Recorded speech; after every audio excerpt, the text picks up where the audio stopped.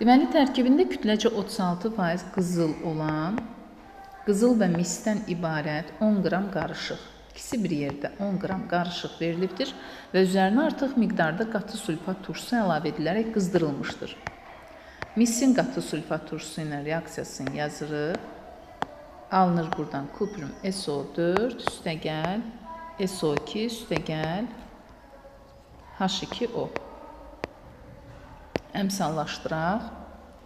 2 elektron, 6-dan 4-ə 2 elektron, deməli 1, 1, 1, 2 və suyun qabağına düşür 2. Deməli, təbii ki, biz bunu da bilirik ki, qızıl sülfat turşusu ilə reaksiya daxil olmur. Ümumiyyətlə, qızıl platin heç bir turşu ilə qarşılıqlı təsirdə olmur.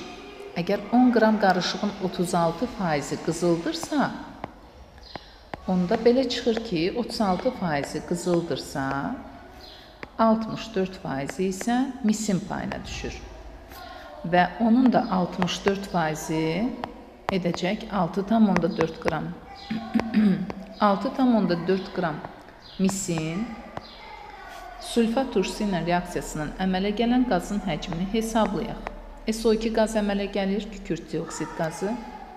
Normalda 64 qramdan 22,4 litr SO2 əmələ gəlirsə, 6,4-dən isə 2,124 litr SO2 qazı əmələ gələcək. Düzgün cavab B variantı olacaq.